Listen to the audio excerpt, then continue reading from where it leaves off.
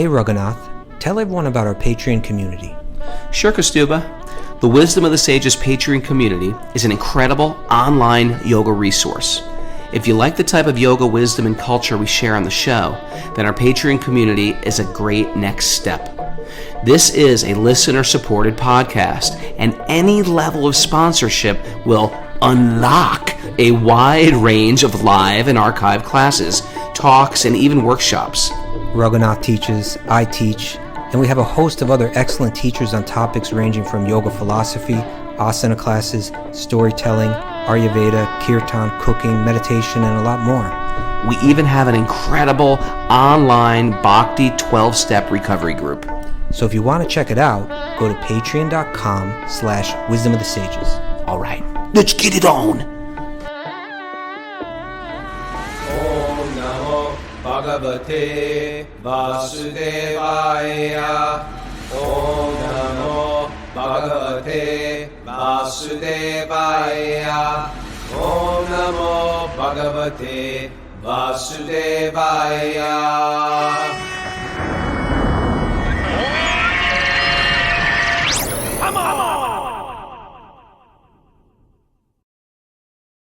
Live from Super Soul Farm, this is Wisdom of the Sages, a daily yoga podcast with your host, Raghunath, and co-host and senior educator at the Bhakti Center in New York, Kaustubha Das.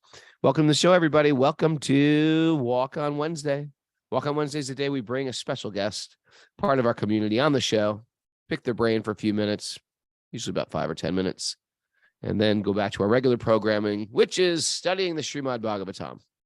Before we get into our guest today, how are you, Kaustubha Das? I'm doing good today, Raghunath. Yes.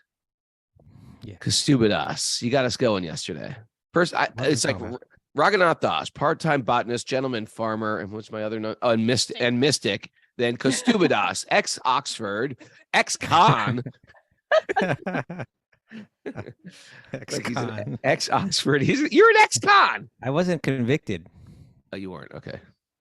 Although I was convicted, I am an ex-con because I was What were you convicted of? Another crime, yeah. What crime? While you were assaulting a police officer, but I didn't do it.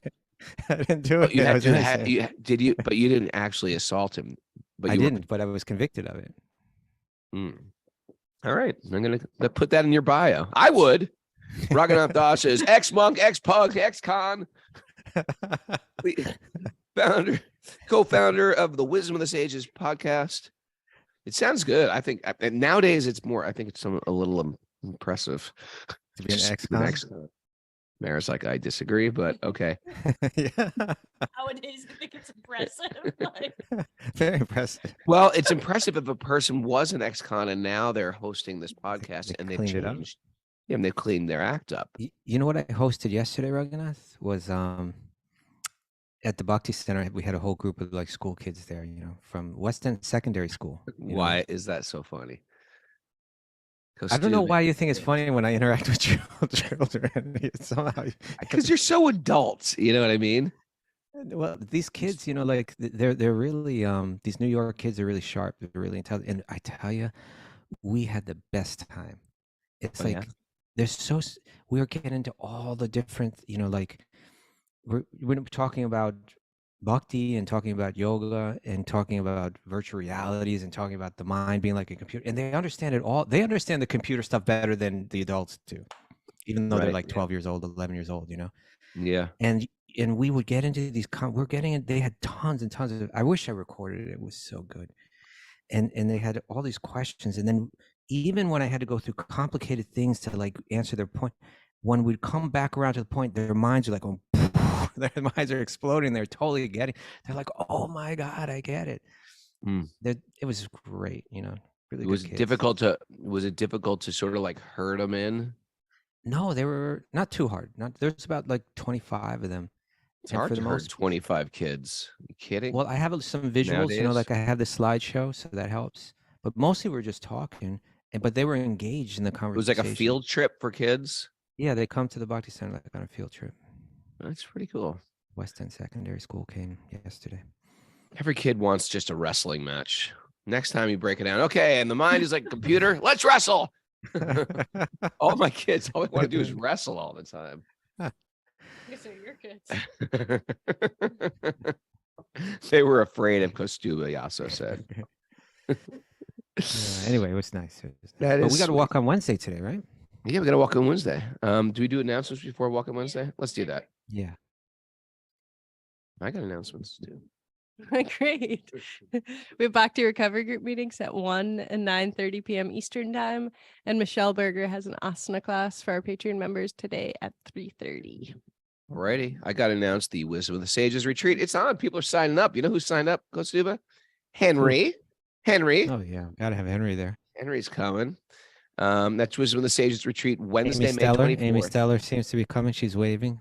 Oh, all right. All I saw was Henry. He was the first one. I think he did it while the show was still on. I got to go back and check, but I think it filled up, a lot filled up. Then there's limited space. So it's Wednesday, May 24th to Saturday, May 27th with special guest, Mara and Kostuba and myself and His Holiness Sachinanda Swami. I'm excited. We're going to get some good kirtan going. And it's just an all around great time. Gonna do one of those campfire things, like sit around the fire. Big bonfire, toast some vegan marshmallows, pillow fight, the usual.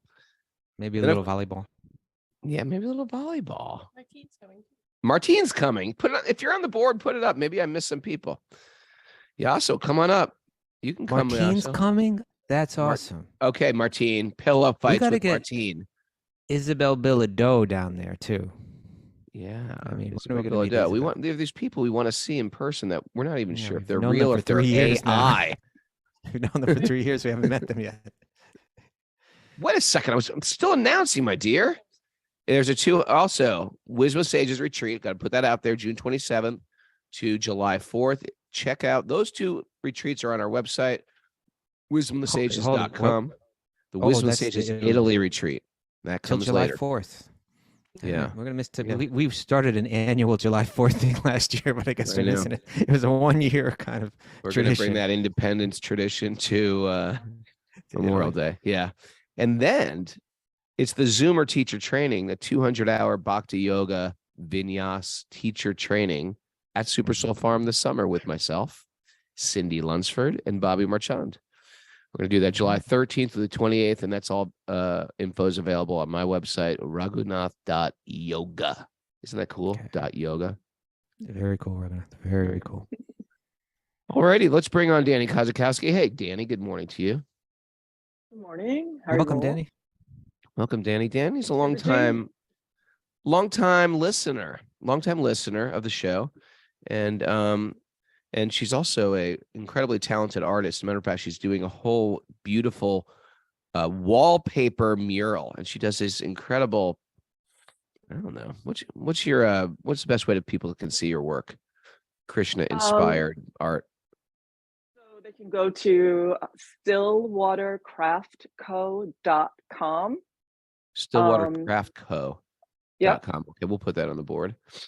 All the stuff is there. There's also 2 links there on the homepage to my Etsy shop and to my Society 6 shop, because I'm trying to combine everything, but it's still kind of spread out among 3 places. But if you go to that website, you can find those links as well. Okay, we love her art. The Watercraft Co. Yeah, we love her art, and it's Krishna inspired, and we got talking yesterday, and I was like, Danny, she's an important person in our community because she's one of these people that's she's taken in the Bhagavatam and it's affecting her as she does what she does, as she's a graphic designer. And then in 2020, which was everybody's favorite year, she was diagnosed with cancer.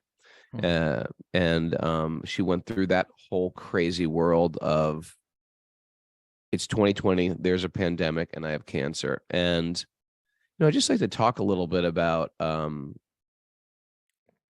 we know how the bhakti and through the podcast and through your own personal study and also it's this new generation of people getting into bhakti that are no longer 19 years old anymore. People that have had lives and experienced life and family and love and loss and, created careers and stuff like that, and how bhakti enters into their life. As a matter of fact, How old were you about when you got into bhakti? Was it through the Um, podcast or was it through another place? No, I actually got into asana when I was 19. I had come home from school and was going to community college, and I needed a phys ed credit. So they offered Yeah. yoga, so I took it. And it just kind of got me thinking and got me inspired. And I started reading and I started doing asana at home. There weren't really that many yoga studios around at the time. Yeah. Um, but friends of mine were in my close group of friends, they were all becoming like a little bit more conscious. We would stay up late at night. My best friend, Melissa, one of my best friends, Melissa Cage, we would stay up all night talking with our friends. And then we all got married. Her husband, they became vegan. And it was all kind of inspired by her husband's brother, who was an acquaintance of mine. I grew up with him. But my husband was very good friends with him. Alan Cage, you know him. Oh, Haven't seen him yeah, in from years. But Quicksand. yeah, he was like my friend's older brother, basically. So like Okay. Quicksand would be rehearsing in the basement. We'd be all upstairs as kids fooling around. But it just started these conversations. And I would pick it up and drop it, pick it up and drop it. And then I found an asana class at a local gym. And my teacher, I forget her last name, but her first name was Lori, and I'm so grateful to her. I did Ashtanga yoga with her for a few years. She introduced me to kirtan and bhajans, and I just kept listening and listening. And I had my daughter, and my daughter was 3, and she'd be singing along to Krishna Das in the car. And it was just wonderful. I wonder if that's your friend Lori Kostuba. Out in Long Island. Is this in Long Island? Yes. Taught Ashtanga. Oh, taught it. Where you're studying in Long Island? Or you're studying in the city? No, it was Long Island. It was like the early 90s in a gym on Long Island. Maybe, could be. Maybe. But yeah, that just kind of went up, and then I would drop it and pick it up. And I got more into one day I was at Borders bookstore, and literally book fell off the shelf in front of me, a book called I Am That by Swami Muktananda. So I started reading his things. She's starting to get lured in at this point. Yeah.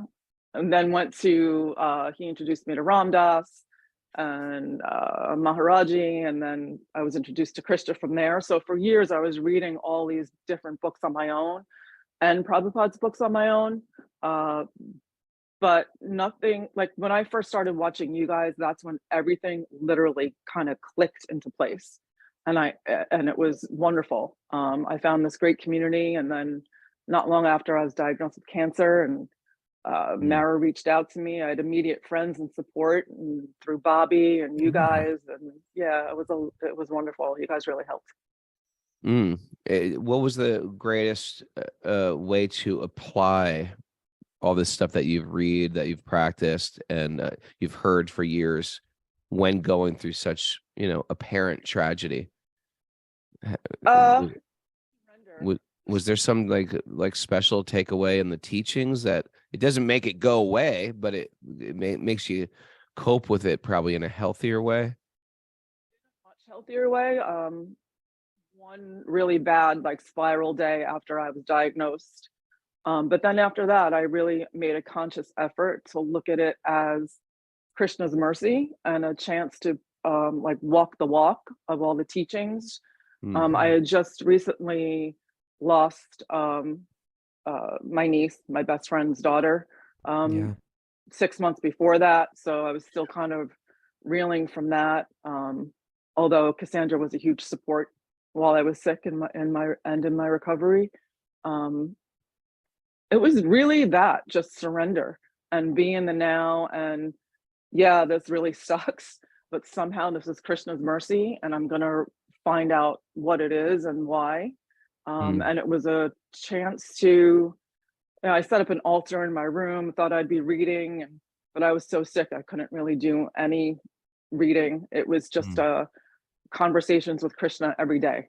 And that it really, I formed a relationship with the Paramatma in my heart during that time. Wow, that's beautiful. Amazing. It is amazing. And it was like, it almost like everything was collapsing around everyone. in those years, 2020, 2021. Yeah. And there was a lot of ways to deal with it. It was one of those years like where addiction was high. People who were clean were going back into drugs or alcohol or sex addiction. And you have a lot of options when you deal with great tragedy, great loss, great stress, great reversals. And to, if anything, if anything, a takeaway from all these teachings is, what are you going to turn to? What is your shelter going to be in times when the storm is coming down hard? Anyway, it's beautiful. And I'm excited for you to come up to the farm. And Me too. I'm excited just the fact that you've just added so much Krishna to your life, that it comes out in your work. What's your Instagram account as well? My Instagram account is Danny_Stillwater. Okay, Danny_Stillwater, because that's Yep. another great resource for your art. Danny, thank you so much. Thanks for being part of our community, and thanks for all the support you give us. Thanks for the beautiful mugs that we love to drink from, that I broke the other day, by the way. Oh, you're welcome. And, I'll send you another one. I also just got to mention quickly that in my recovery, the PRG was huge. I got in touch with Jiva thinking that I needed some coaching, and in our first session, we discovered we had a lot in common, and we became fast friends. And Jiva has been the most amazing, supportive friend and mentor and teacher. And I love her and the BRG. And I just encourage everyone to reach out, because it's like therapy for everybody. You don't just need to have like NA, AA. It's wonderful. It's a great resource. That's beautiful. That's the bhaktirecoverygroup.com. Thanks. Yeah, I was just on the phone with Jiva yesterday. She's planting seeds and building skyscrapers. It's beautiful. And the Bhakti Recovery Group is going better than ever, with new meetings, like 2 or 3 new meetings right now. And it's going to leave a legacy. And I want to just like give a shout out to this entire community of Wisdom of the Sages. Incredibly supportive. And in time, the material world becomes stormy, Kastuba. Does become stormy. You're quite peaceful, sir. You're quite peaceful. It seems like you've always sort of like encapsulated in the bubble of peace. No. But the rest of the world, they're out here, bang, let us in, let us in. And you're like, namaste. Shanti, Prabhu. Thanks, Danny. I'm just going to say goodbye now before we jump in. Thank you so much. Hare Okay, Krishna. Danny. Haribo. We're all waving to you, Danny. Narayanam namaskritya naram chaiva narotamam devim saraswatim vyasam tatojayam. Before reciting the Srimad-Bhagavatam, which is our very means of conquest, one should offer respectful obeisances to the Supreme Lord Narayan. Unto Narayan Rishi, the supermost human being, unto Mother Saraswati, the goddess of learning, and to Srila Vyasadeva, the author. Nasta priyeshvabhadreshu nityam bhagavat sevaya bhagavati uttama shloke bhaktir bhavati naishtiki. By regular attendance in classes in the Bhagavatam and by rendering service to the pure devotees, all that is troublesome in the heart will become eradicated, and loving service to the Supreme Lord, who is praised with transcendental songs, will be established as an irrevocable fact. Om Jnanatamarandasya Jnananjana Shalakaya Chaksurunmidatam Nena Tasmai Shri Gurave Namaha. I was born in the darkness of ignorance. My teachers are opening my eyes with a torchlight of knowledge. I offer my obeisances at their feet, their lotus feet. Miss Mara? Reading from Canto 5, Chapter 8, Text 20. Let me drink sip here. You want to get you something? Just a tiny bit of something. Just cold. Okay, so we're in the midst of King Bart. He's experiencing incredible delusion. We've all been there. We've all done Incredible that. delusion. Incredible delusion. Like he's in love. He's heartbroken. He's in love. He's madly in love. And sometimes you get in love with a person. Sometimes you get in love with an animal. Sometimes we just get romantic bubbles floating out of our head, and we get a little lost in space. And people, good friends, good consultants, parents say, "What are you doing? What are you thinking?" Ever have someone say that to you? What are you thinking? Sometimes we say that of ourselves. What was I thinking? I can't believe what I've done. How many He's years going did to be I? there soon. He's going to Yeah, be there soon, but he's going to have to be born again before he gets there. But when he gets yeah. born again, when he takes on his new body, he's like, "Oh, what did I do?" What did I do? What did I do? Yeah, it's like the ABC song, "Shoot that poison arrow in my heart." Remember ABC? Yeah, but I don't know what in the world that has to do with what we're talking Poison about. arrow. Cupid shoots the poison arrow Oh, okay. and goes in your heart, and then you're just like intoxicated with love, And so, or it's not love, it's not love at all. It's romance and excitement and affection. But he had a different duty at that point of his life. He was getting ready to leave his body. And it's an important time of life. You got to be incredibly focused. He's has a whole life in preparation for this moment. And then a little distraction, a little distraction. Now, some people might argue, what was he supposed to do, Raghu? A baby deer was floating down a river. Well, You got to do something. you got to do something. Anyway, it's an interesting story. And I tell you, it's a lot. The story is very, very relevant in my life because it separates the good, the pretty good from the excellent, And we all loving, we all want to be compassionate, but we have to zoom out and see what is the highest compassion. And sometimes there needs to be a little tough love also with our kids, with our partners, with ourselves and our own personal discipline. That's where we're going today. Today. Yeah, he lost his own self-discipline. We're going to hear about that today. So let's dive in. That's never a good feeling either. No, he rationalized it, but in the end, he realized that he screwed up. Yeah, especially Kostuba, and I think a lot of us can relate to this who've been on a spiritual path and then have sort of stepped away from it, come up with some rationalizations for why we're doing what we're doing. And there is already a compass set in your heart. And it kills you on the deepest level. What am I doing? I know this is wrong. You hear voices just like in bhakti, we have all these voices, these things that we say on a regular basis about control your senses and you're not the enjoyer and you're not the center. You're here to serve the center. It's not about you. It's not about your ego. These are sort of catchphrases that you can hear in any podcast that we say. And if you're in a 12-step recovery group, they have those two. Keep the main thing. Sobriety is this and that. And, they have millions of them. So if you've been in a 12-step group or if you've been in a bhakti program for spiritual life, then what you're going to get is you're going to get these voices of wisdom that are speaking to you on a regular basis, like an echo chamber in your head. And that's incredibly painful when you're going against the current. Because it's like, it's like you keep getting this mantra. What am I doing? This is crazy. I know better than this. But sometimes we just get dragged off the path, either by our own senses or we're, in a relationship with someone that's dragging us off the path and things get sort of ugly. And you're not alone out there. A lot of us have gone through this stuff. And you've got to find some good company. And grab a hold. Well, I think that's one of the key messages here, because if we look at Bart, everything that we heard up to him building up to this point was like just right on the mark, right? As a king, he was excellent, not only in his managerial expertise, but in the depth of how he brought spirituality into that role.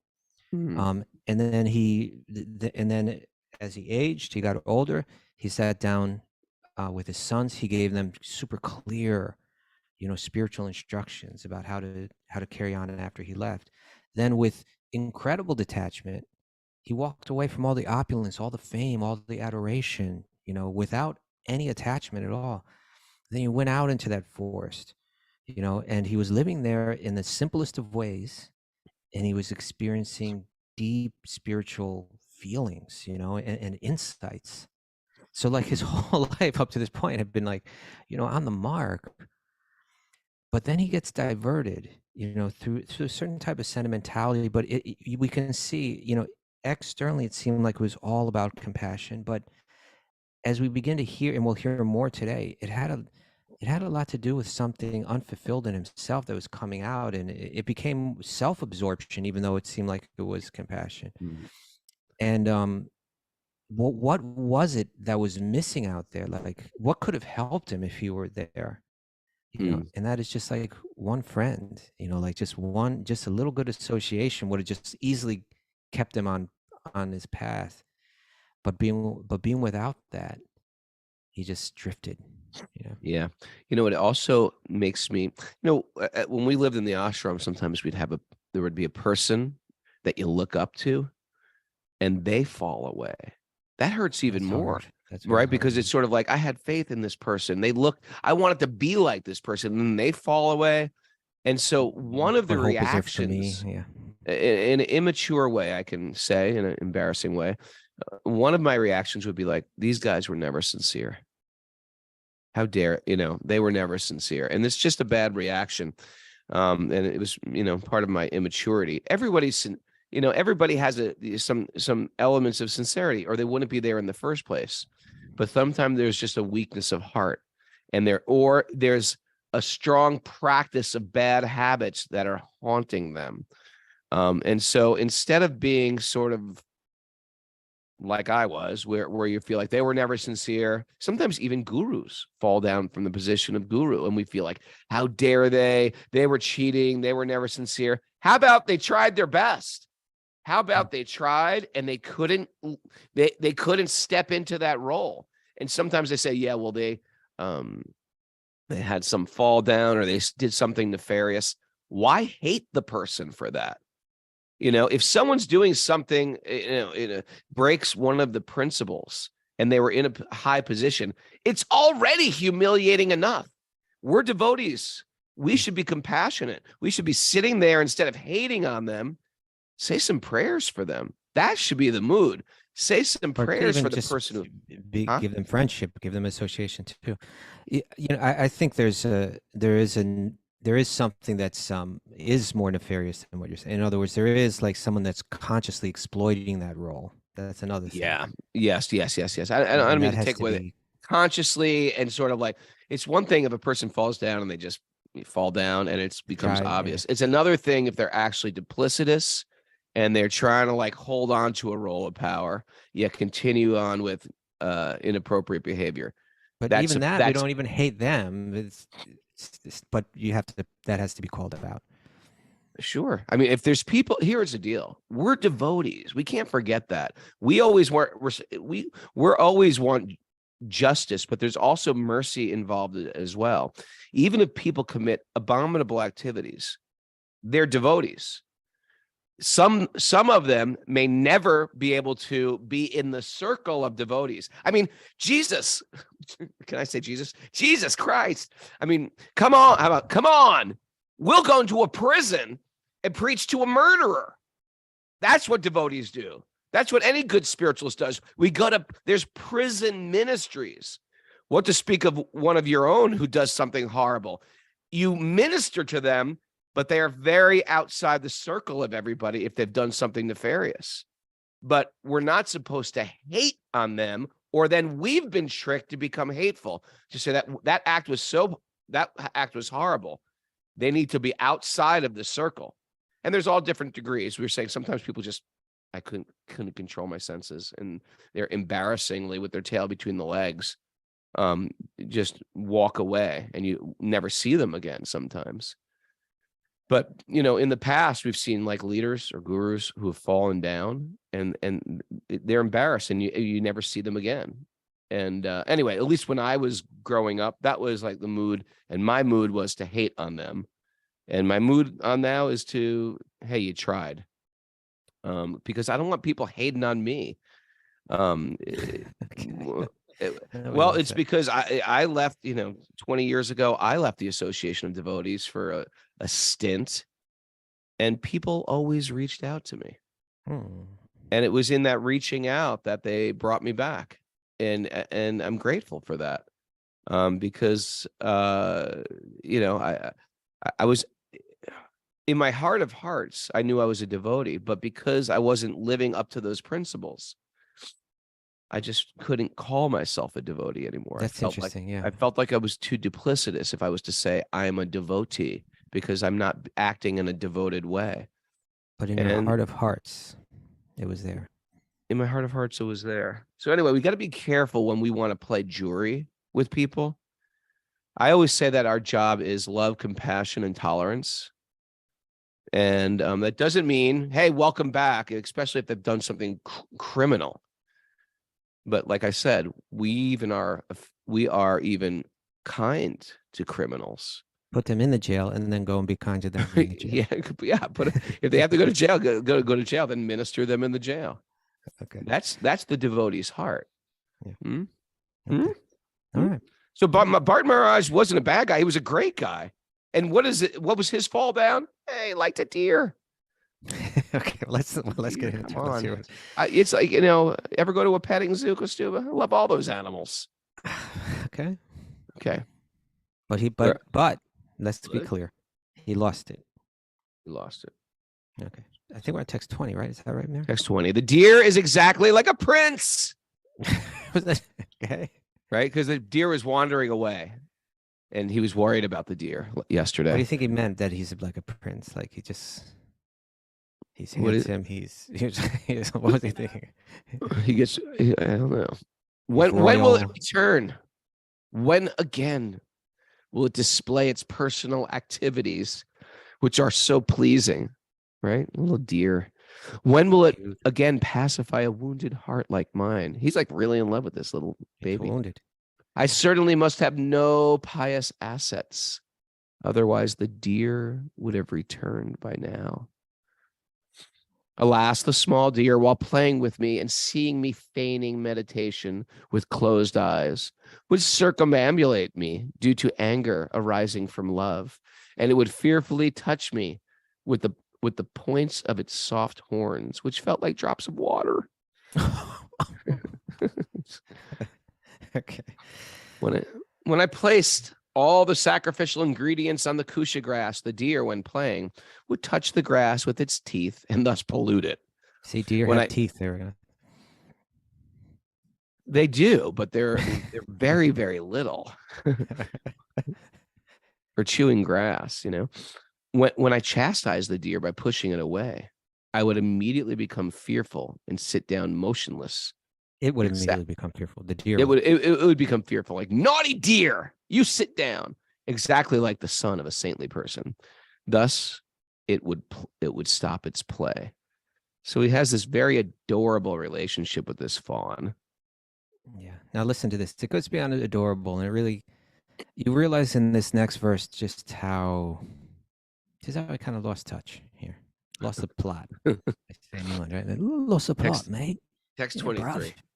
So he's speaking like a madman, right? This is what will happen when we're infatuated with the material world.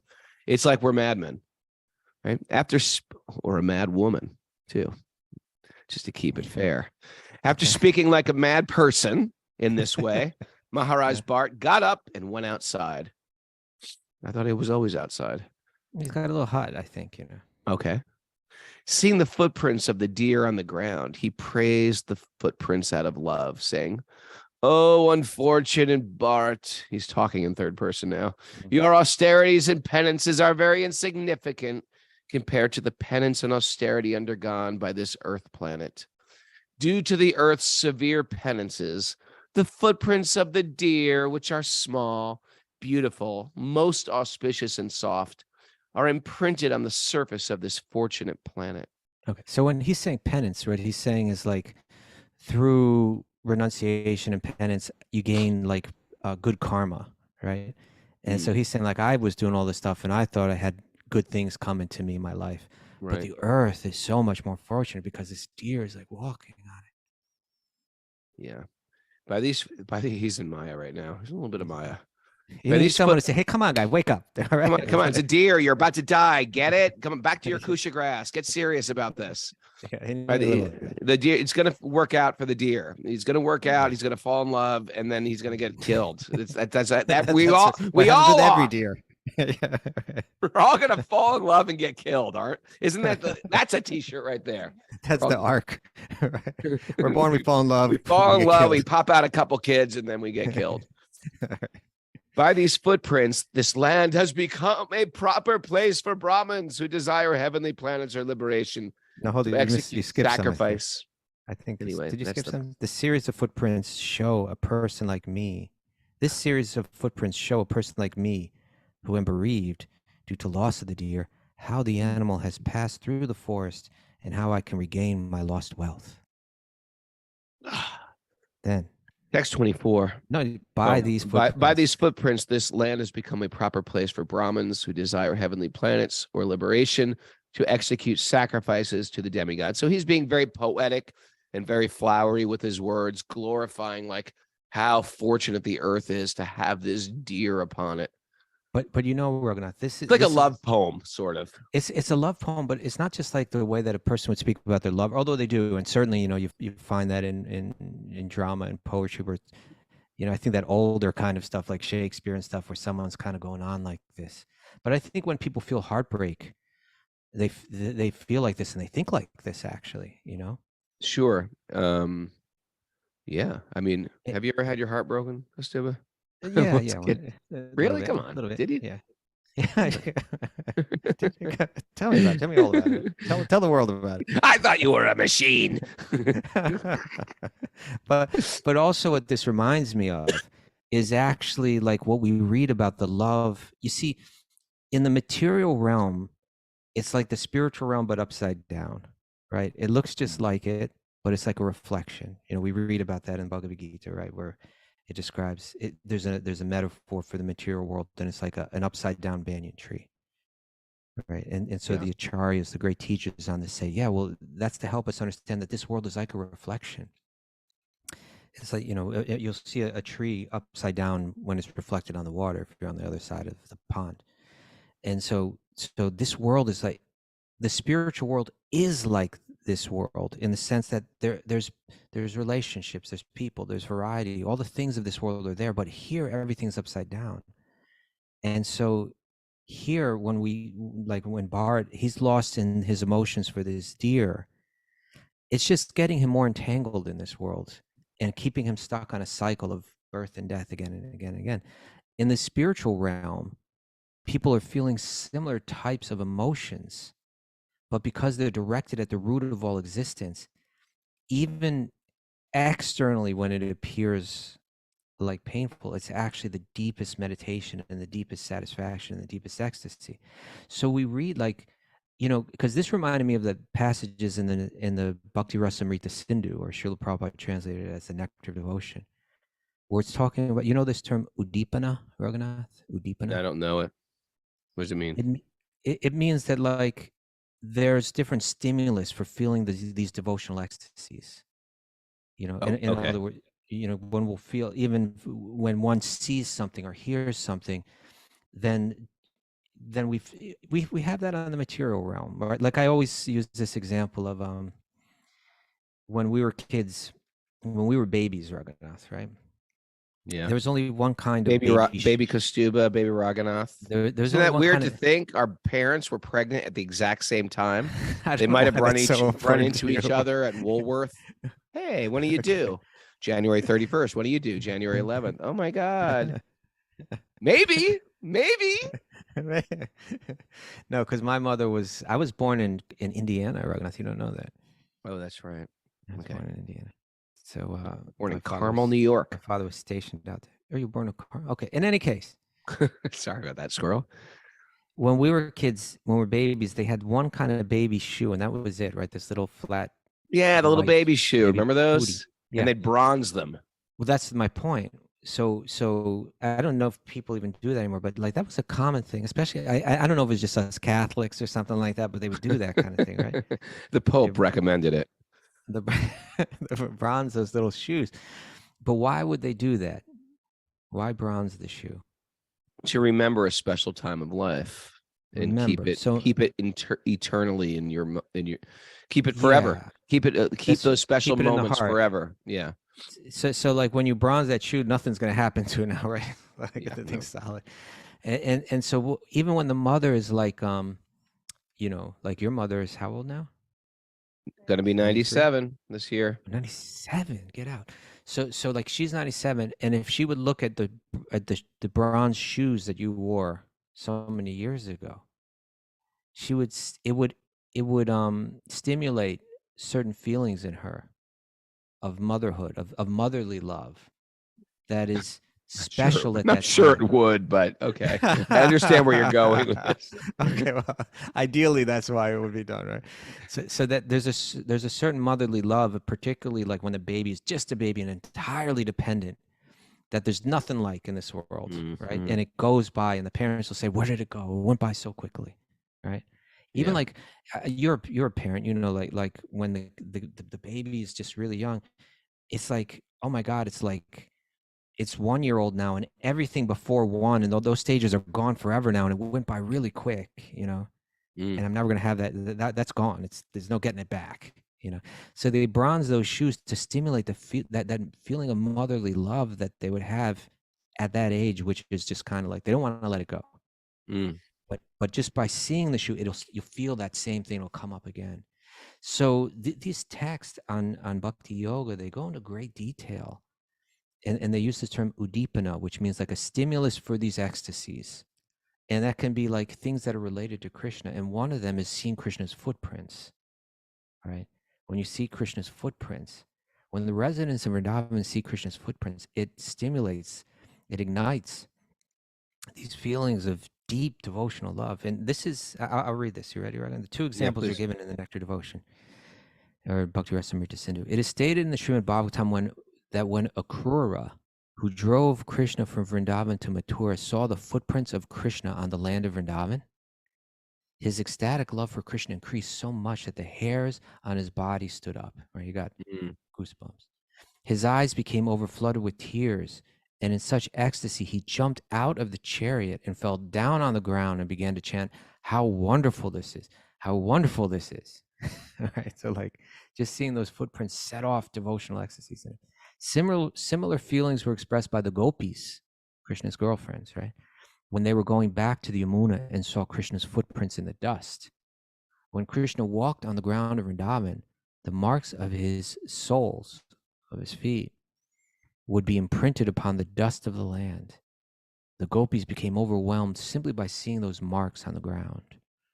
So in the realm of bhakti, when our emotional attachment is focused at the root of all existence, this is glorified as like The highest, the most highest, and it's phenomenal. That same sentiment for your little shoes. yeah. Those things which are actually in actuality are getting you more entangled. Like if your girlfriend leaves you, and then all of a sudden you see, oh, whose shirt is this? Oh, it's hers. Or you see a car that reminded you of her. She drives a white Subaru too, or whatever it is. Well, they wrote that song, right? There's always something there to remind me. You know that one? Oh yeah, or that Elliott Smith song too. Elliott Everything reminds me of her. Something like that. But it's sort of like the idea is like every little thing that reminds you of that person, it makes the heart ache incredibly.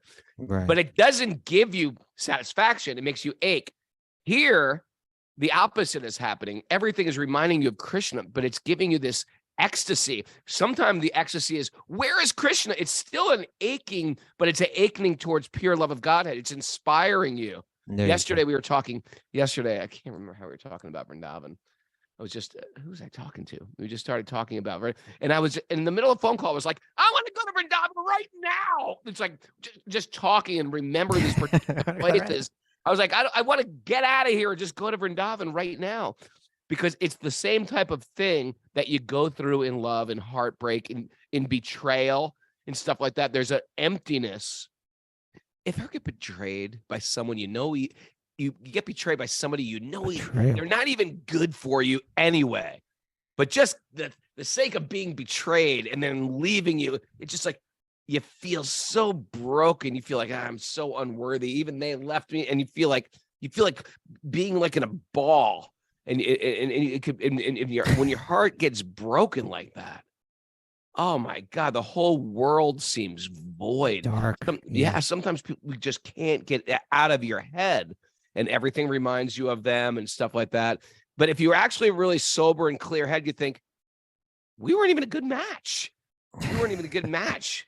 And it's this, what's going on is like you're saying, it's like this desperation to put anything in that God-shaped hole, even a person that doesn't fit. I'll shove them in there because they're like a placeholder. But no, there is no placeholder. There's just God. And yeah, these are emotions that we go through, Raghunath. So these are these, right? What do you call them? Udipana. Adupina. They're like spiritual triggers, joyful bliss triggers. The whole bhakti thing is interesting, right? Because the whole like the yoga thing is like commonly the Advaita Vedanta is like, hey, kind of like all these, analyze it, see how silly it is, see how you're controlled by it, let go of it all, be free. But it's so hard to be isolated or to be cold or to, you know what I'm saying? To just cut it all off.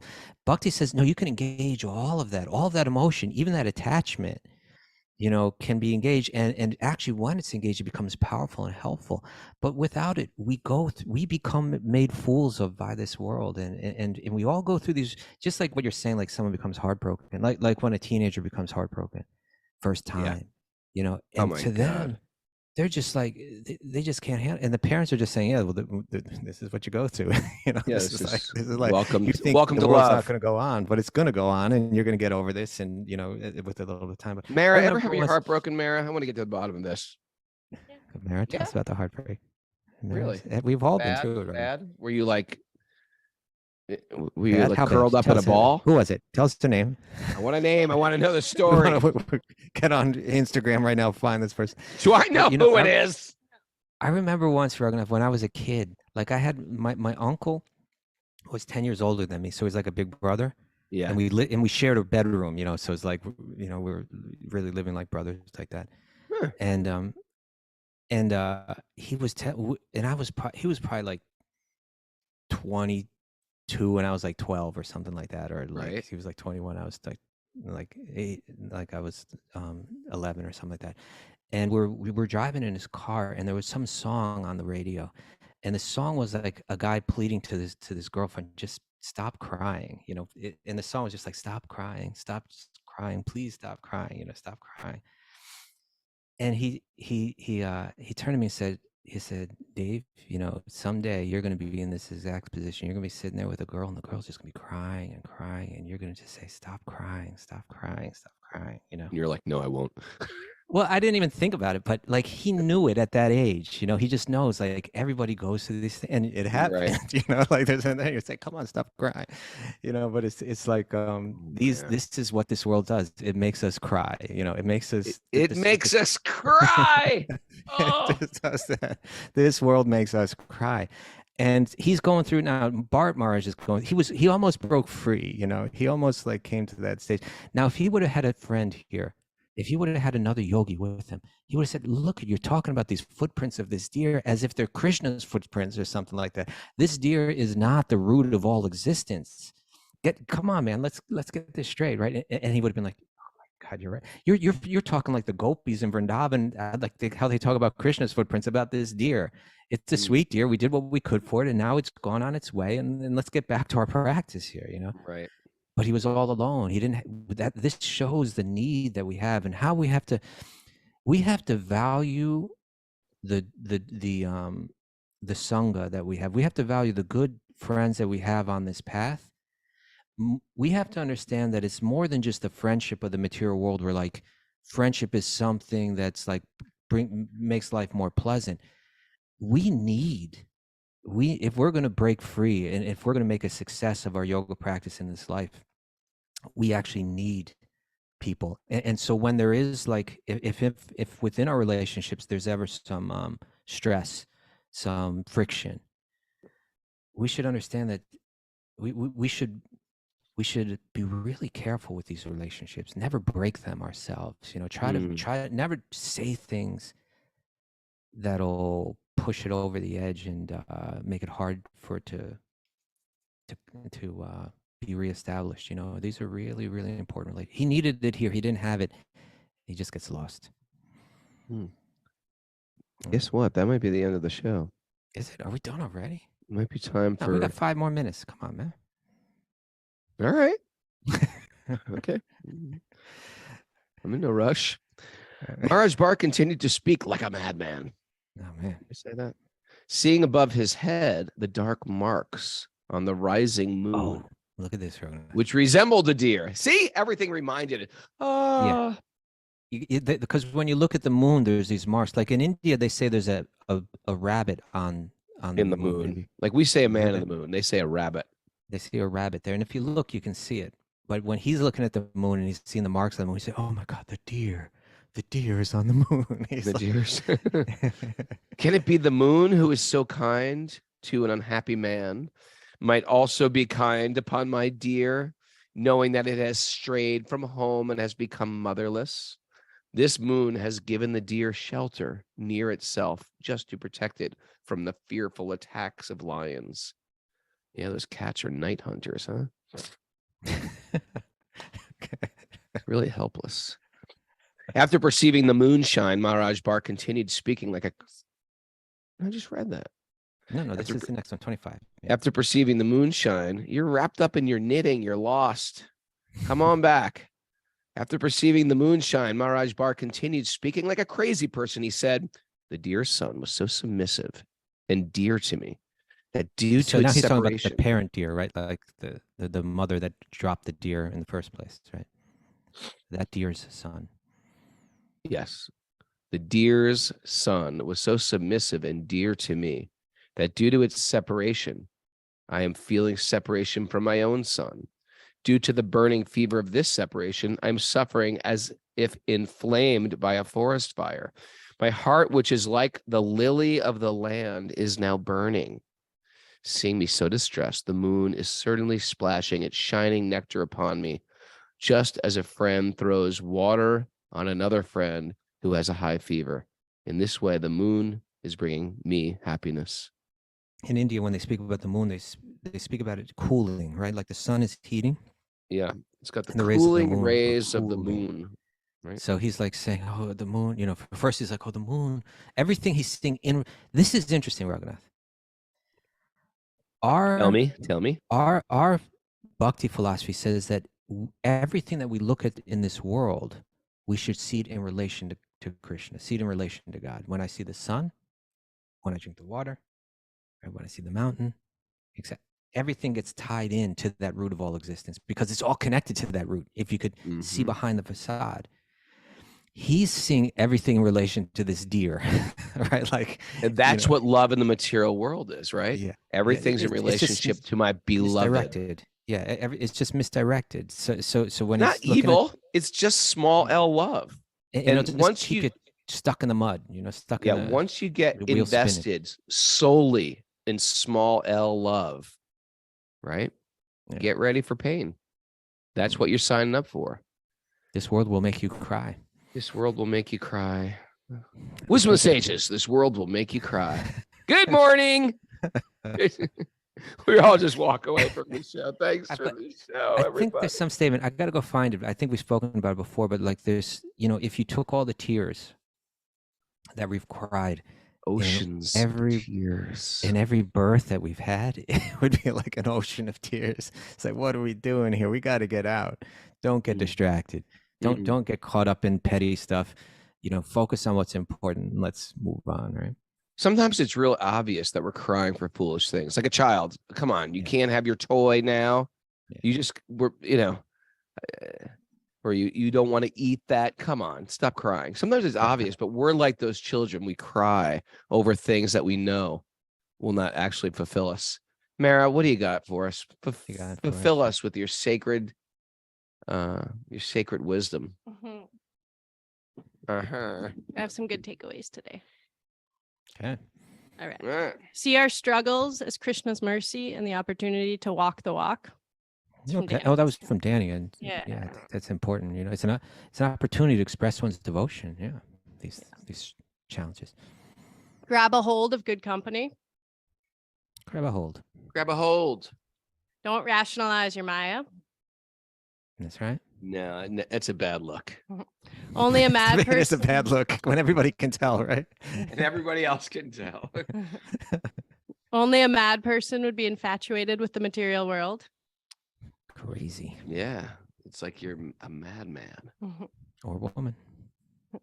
Engage all your emotions and attachments for Krishna. Just switch it over. This world makes us cry. Mm. This world makes you cry. See connection to source behind the facade. That's right.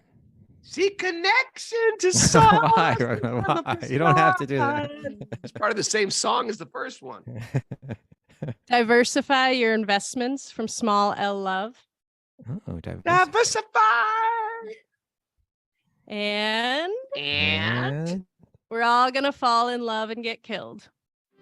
that's right. We're all going to fall in love and get killed. That's about it. Maybe pop out some kids. Thanks for joining us, everybody. Woo! Remember, Wisdom of the Sages Retreat. You go there online right now before this thing fills up. Space is extremely limited at Super Soul Farm.